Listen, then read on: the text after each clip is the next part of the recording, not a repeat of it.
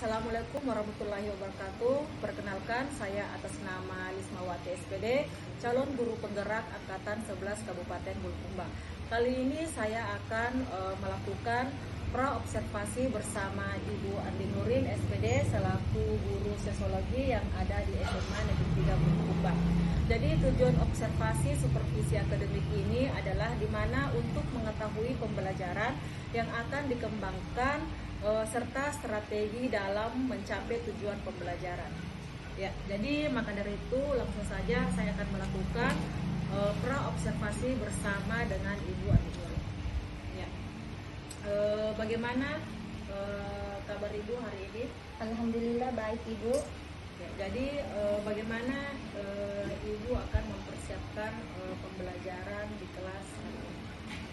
Jadi saya akan mempersiapkan pembelajaran dengan menyusun RPP yang dimana itu memuat tujuan pembelajaran, kegiatan belajar mengajar dan penilaian.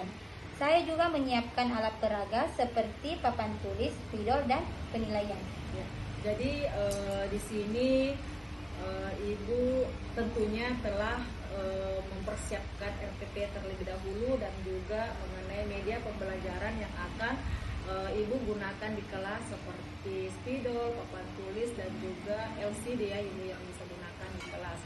Ya, jadi kemudian apa strategi yang Ibu gunakan untuk membantu siswa dalam memahami materi yang Ibu akan ajarkan nanti di kelas? Jadi saya akan menggunakan berbagai strategi. Yang pertama yaitu menjelaskan konsep berbagai permasalahan sosial yang ada di lingkungan sekitar dengan menggunakan contoh-contoh yang ada di lingkungan. Yang kedua, memberikan kesempatan bagi siswa untuk dia menjelaskan secara langsung di depan teman-temannya. Yang ketiga, mendorong siswa untuk bekerja sama dalam menyelesaikan masalahnya.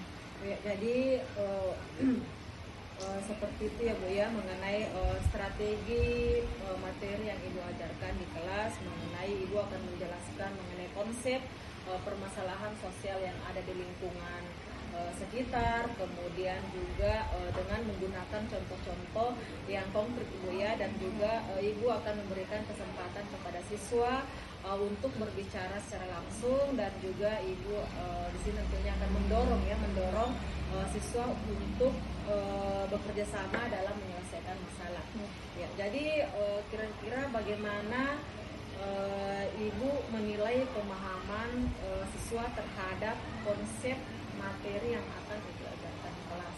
Jadi saya menilai pemahaman siswa melalui pengamatan terhadap aktivitas siswa selama proses pembelajaran. Yang kedua, saya menilai hasil diskusi kelompok. Ketiga, lembar kerja. Oke, jadi di sini Ibu akan menilai dengan pengamatan terhadap aktivitas siswa selama pembelajaran dan juga mengenai hasil diskusi kelompok serta lembar kerja siswa Ibu ya, seperti Ibu itu ya, mengenai penilaian yang Ibu akan lakukan di kelas. Kemudian apakah ada hal-hal yang menjadikan Ibu merasa khawatir dalam pembelajaran hari ini? Jadi begini Bu, saya khawatir beberapa siswa masih kesulitan memahami jenis-jenis permasalahan sosial yang ada di lingkungan masyarakat. Karena kenapa? Karena jenis-jenis masalah sosial itu ada beberapa. Jangan sampai permasalahan sosial yaitu yang pertama tentang masalah ekonomi, belum tentu masalah ekonomi itu karena misalkan pengangguran, karena tidak mau bekerja. Jangan sampai karena memang dia kesulitan untuk menjadikan Ibu merasa khawatir dalam pembelajaran hari ini. Jadi begini Bu, saya khawatir beberapa siswa masih kesulitan memahami jenis-jenis permasalahan sosial yang ada di lingkungan masyarakat. Karena kenapa? Karena jenis-jenis masalah sosial itu ada beberapa. Jangan sampai permasalahan sosial yaitu yang pertama tentang masalah ekonomi, Belum tentu masalah ekonomi itu karena misalkan pengangguran karena tidak mau bekerja, jangan sampai karena memang dia kesulitan untuk memenuhi taraf hidupnya.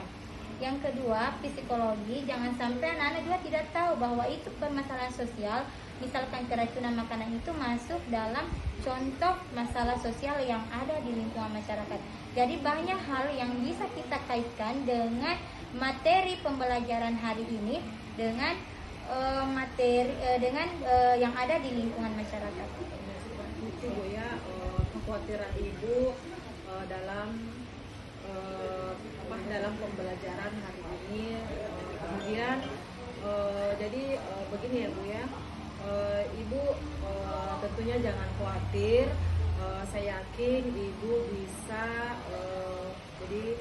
membantu siswa untuk memahami mengenai permasalahan sosial yang ada di lingkungan sekitar dengan baik. Jadi begini Bu ya, jadi saya akan memberikan beberapa saran kepada Ibu. Bisa ya Bu ya? Iya, Ya, silakan. jadi di sini Ibu bisa menggunakan media pembelajaran yang menarik. Kemudian juga Ibu bisa memberikan kesempatan kepada siswa untuk belajar lebih aktif lagi, dan juga Ibu bisa memberikan penilaian secara formatif dan sumatif ya. Terima kasih atas sarannya Ibu. Saya akan berusaha semaksimal mungkin untuk membantu siswa untuk memahami permasalahan sosial yang ada di lingkungan masyarakat. Ya, baiklah Ibu, jadi cukup ya untuk pra observasi kita kali ini. Jadi saya akan melakukan langsung saja ya Ibu, melakukan observasi di kelas. Jadi kita bisa melakukan observasi sampai. Terima kasih Bu ya.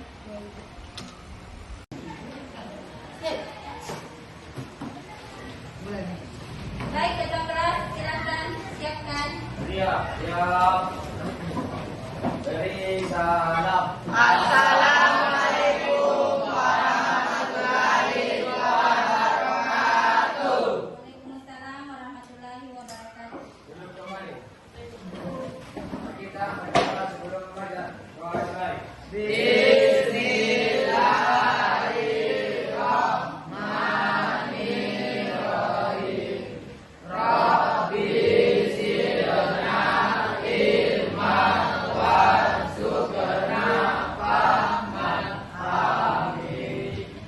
Bagaimana kabar kita semua? Siapa yang tidak hadir? Berapa yang tidak hadir?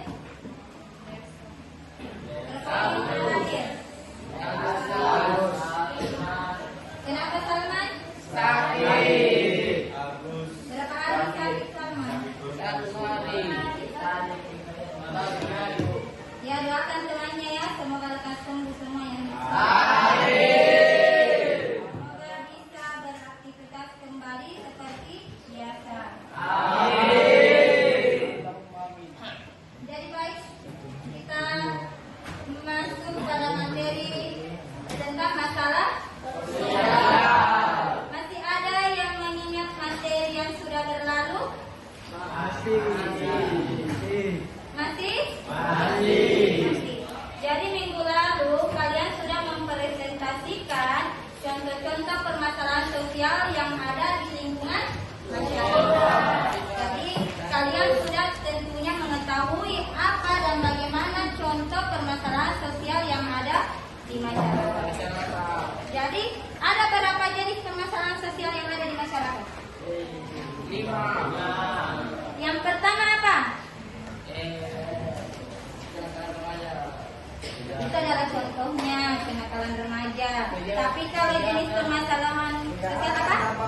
Oke, yang pertama kejahatan tanpa korban. Yang kedua kejahatan kerah putih. Kejahatan berbasis teknologi. Apa lagi? Yang sebelah sini tidak soalnya kejahatan transnasional. Kejahatan transnasional. Apa lagi? Ada organisasi. Jadi kalian sudah mengetahui beberapa jenis-jenis permasalahan sosial yang ada di masyarakat.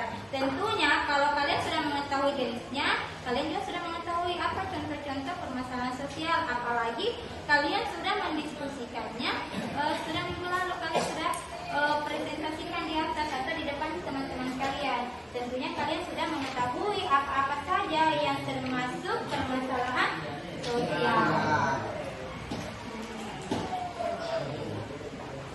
Jadi sekarang tentunya kalian sudah juga mengetahui apa itu pengertian permasalahan sosial. Menurut Asrul, apa itu permasalahan sosial?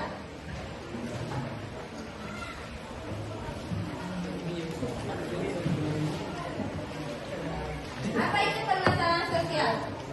Kalian kan sudah mengetahui jenis-jenis permasalahan sosial, contoh-contoh masalah sosial yang ada di lingkungan kalian. Tentunya kalian sudah mengetahui apa itu permasalahan sosial.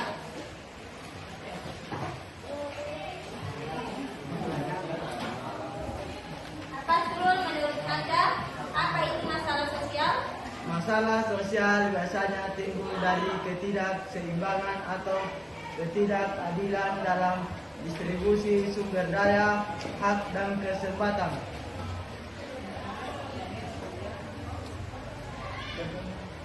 Jadi, kata masalah sosial itu ada dua.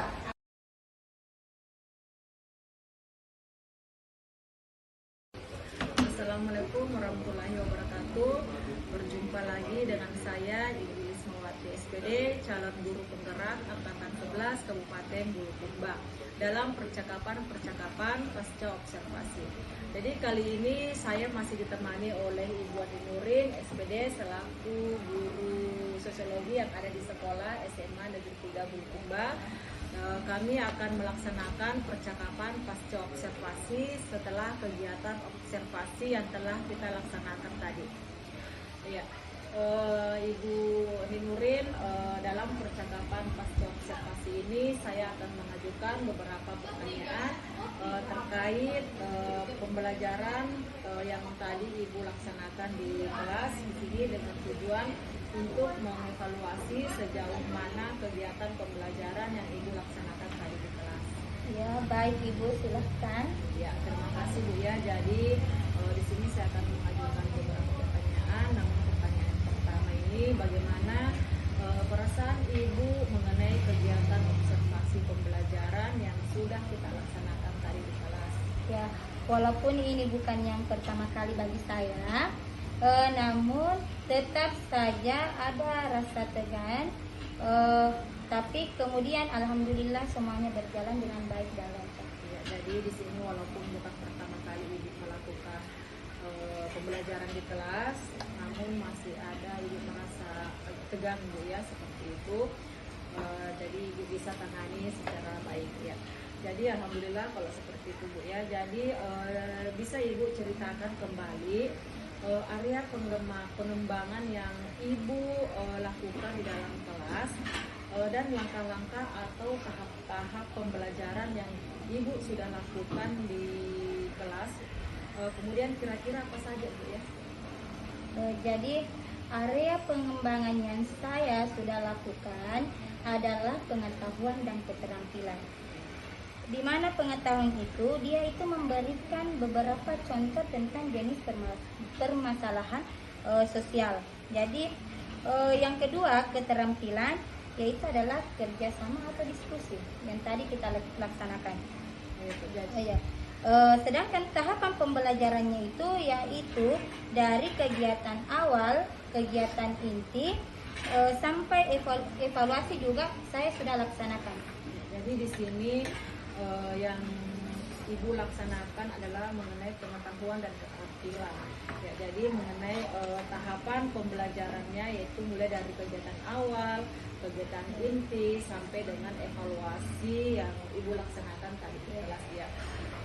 Bagus Bu ya. Jadi di sini Ibu sudah laksanakan mengenai area pengembangan yang Ibu sudah lakukan di kelas. Kemudian menurut Ibu, apakah area pengembangan yang Ibu kembangkan tadi itu sudah berhasil dengan baik? Menurut saya sudah Bu. Namun memang masih ada sedikit kendala Ini mungkin sudah lazim eh, karena dialami oleh rekan guru lain juga, yaitu ada memang yang beberapa anak yang kurang aktif dalam kegiatan pembelajaran di saat berdiskusi.